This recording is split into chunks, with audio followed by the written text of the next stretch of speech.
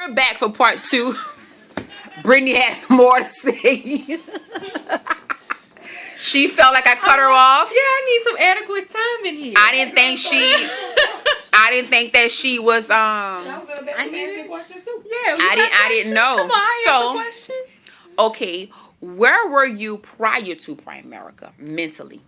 Mentally, prior to Primerica, I wouldn't say it was the best place, but I am so grateful that I am not where I was rather. Okay.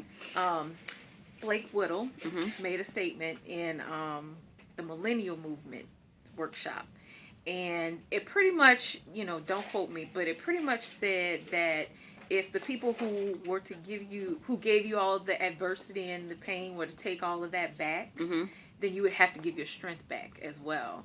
And that really rang so true with me, because from when I first started and I went to that first AALC to now, I mean, it's light years, really. It is, isn't it? But I still have light years to go.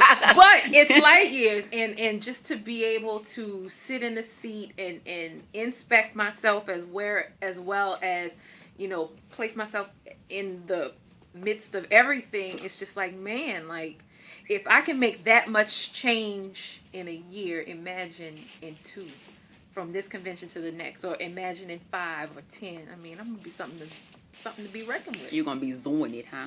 Zooing it. Okay. So, who has been your favorite speaker so far? Now, let me tell you something now, because women dominate. Now, don't be be prejudiced. I'm not, but surprisingly, Cheryl Bartlett.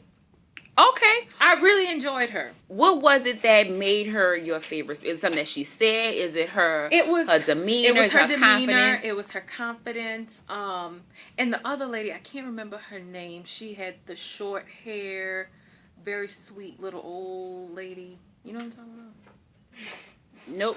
Okay, but they all sweet and old mouth. No, okay. Well, Cheryl Bartlett. Let's go back to her. She was really. I love the presence that she had, and the command that she had over the crowd and the stage. A lot of the things that she said were very insightful. Just her idea of female empowerment. I guess I'm starting to realize I'm more of a feminist than I thought. Yes, you are. And so anytime I see a woman doing something that said couldn't be done, that's very inspiring to me. And she just, I guess the best way to say it without sounding offensive is she has an air of a man, not necessarily in a bad way, but the mindset and the approach. And I always, in my mind, like to liken myself to that. I don't want to seem to have a feminine edge. I like that ball, brassiness, ballsy thing that she has. Gotcha. That makes a lot of sense. So, I'm sure the world wants to know. I'm sure. Now, if I'm out of line for this, I'll cut it and edit it. But I'm sure there are plenty guys that would like to know. Are you on or off the radar? Cut it. Cut it. That means she's off the radar. Not Cut legally, it. though. Cut it. So, now we got that out the way. Cut it. What has, excuse me, don't touch my camera. Follow me, camera.